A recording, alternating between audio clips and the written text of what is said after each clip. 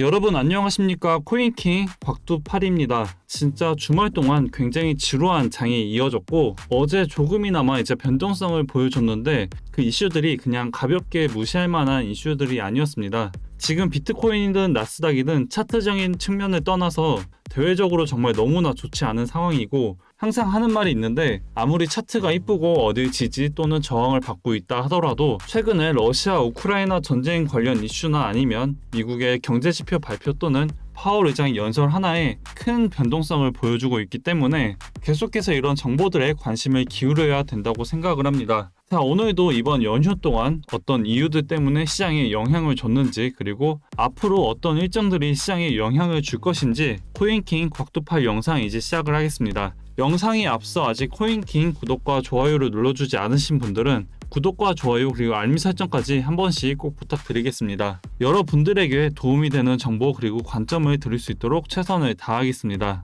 이제 먼저 일봉 차트부터 현재 상황을 보면 이 5일선 파란색 선과 21선 초록색 선이 데드크로스가 발생한 상태입니다. 이런 이평선을 보는 것은 이제 후행성 지표이긴 하지만 제 개인적인 생각으론 가장 기본적으로 상승과 하락의 기준을 잡기엔 이만한 지표가 없다고 생각을 합니다. 이런 일본 기준으로 데드크로스가 나왔을 경우엔 높은 확률로 상승보다 이제 하락의 확률이 높고, 그 전 데이터를 봤을 때도 9월 17일 데드크로스가 발생한 뒤부터 9월 21일까지 비트는 마이너스 10.19%가 하락이 나와줬고, 그리고 그전 8월 18일 데드크로스가 발생한 뒤부터 9월 7일까지 비트는 마이너스 21.21% 하락이 나와줬습니다. 일본 기준으로 어제 시가였던 19,439달러 또는 어제 고점이었던 19,525달러 이상을 유지하지 못한다면 저는 지금 현재 일봉상 데드크로스의 관점은 계속 유지되어 하락의 관점으로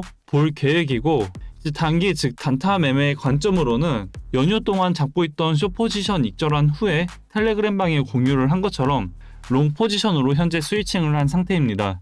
이제 롱 포지션을 잡은 이유는 정말 간단합니다. 4시간 차트 기준으로 RSI 지표상 과매도 구간을 이탈했기 때문에 분할로 롱 포지션을 잡았고, 현재 19,151달러에 비중 5% 포지션을 진입했고 2차 매수를 18,880달러로 보고 있었지만 이제 여기까지 오지 않고 그 위에서 지지받는 걸 확인해 19,043달러에 2차 매수를 진행한 상태입니다. 마이너스 18% 이상 물려있는 상태에서 이제 영상을 찍고 있는 지금 현재는 수익권에 접어들었고, 이렇게 저의 매매 관점 그리고 방식 모두 다 이 텔레그램방 안에 무료로 다 공유를 해드리고 있으니까 여기 고정 댓글에 있는 링크로 참여하고 메시지를 보내주셔서 모든 정보들 다 무료로 가져가셨으면 좋겠습니다.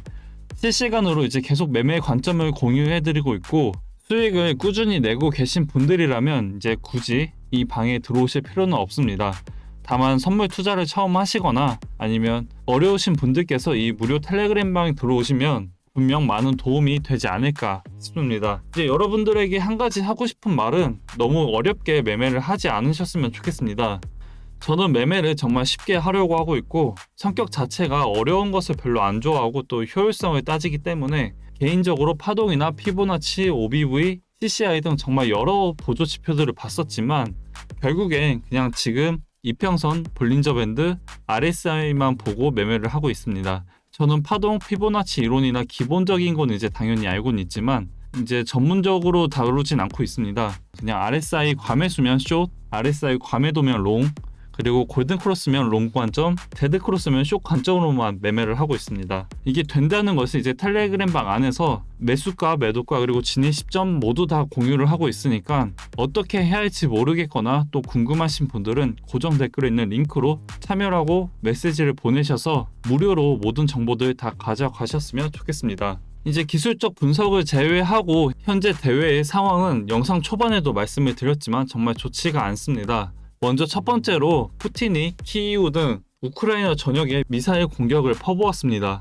당시 로이터 통신에 따르면 이날 오전 8시 15분쯤 키이우 중심부에서는 여러 차례의 큰 폭발음이 들렸으며 도시 전체가 흔들린 후 연기가 피어올랐습니다. 지금 이게 문제가 되고 있는 것은 우크라이나 수도에 미사일을 쏜 거고 여기서 이제 인명 피해를 받았다는 것입니다. 우크라이나 수도엔 여러 나라들의 대사관이 있을 거고 그로 인한 다른 나라들이 피해를 입었을 경우에 진짜 지금보다 더 심한 세계 전쟁까지 발생할 거라고 생각을 합니다. 그러니까 푸틴은 제발 이 미친 짓 좀 그만하고 휴전 협상을 좀 진행했으면 좋겠고, 그리고 지금 중국 부동산 시장이 정말 난리가 났습니다. 지금 빈 아파트만 1억 3천만 채, 그리고 110개 도시에서 모기지 상환을 보이콧 진행 중입니다. 지금 올해 봄부터 전국으로 확산한 모기지 상환 거부 운동이 수도이자 집값 불패를 자랑하던 베이징에서까지 벌어지고 있는 중인데, 지금 중국의 119개 도시 중 343개 프로젝트에서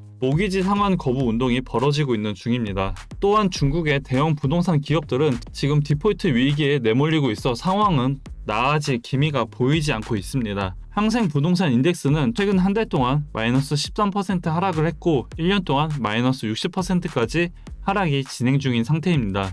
최근 미 분양을 제외하고 건설이 중단된 가구 수만 200만 채로 인해 건설사 유동자금이 부족한 상태이고, 중국 부동산 대출은 1경으로 부실 부동산 대출은 3천조입니다. 그로 인해 연쇄 부도 위기의 가능성은 이제 높아질 수밖에 없는 상황이고, 중국에선 최근 모기지 금리 인하 그리고 개인 양도세 인하 실시 등 부양을 유도하고는 있지만 그 효과는 이제 미비한 상태입니다. 지금 중국의 부동산 문제가 터진다면 리먼 사태급으로의 세계 경제가 무너질 가능성 또한 열어둬야 하고, 이게 참 미워하면 안 되는데 하는 행동들을 보면 안 미워할 수가 없습니다. 항상 문제가 되는 나라들만 이제 문제가 되는 것 같고, 이 문제를 해결하는 게 아니라 자기들 입맛대로만 맞춰서 이제 결과를 이루려고 하는 게 정말 좀 안타깝습니다. 그냥 전 세계 사람들 서로 좋게 잘 살면 되는데 그게 어려운 듯 합니다. 악재라 볼 수 있는 것들이 이제 계속해서 쏟아져 나오고 있고, 그런 것들이 계속 시장에 반영되고 있습니다. 무뎌질만 하면 또 새로운 게 터지고 있어 굉장히 지칠 수밖에 없는 상황이고, 이번 주는 또 미국의 경제 지표 발표 일정이 있습니다. 내일은 PPI 그리고 그 다음 날은 CPI 일정들이 있는데, 이런 일정들 역시나 결과에 따라 엄청난 변동성을 보여주니까 다들 미리 계획을 잘 세우셔서 잘 대응하셨으면 좋겠습니다. 이제 제가 준비한 내용은 여기까지고요. 아직 구독과 좋아요 안 눌러주신 분들은 이제 한 번씩 꼭 부탁드리고, 댓글은 항상 저에게 큰 힘이 됩니다. 항상 영상을 시청해 주셔서 너무 감사하고 오늘도 성투하시길 바랍니다.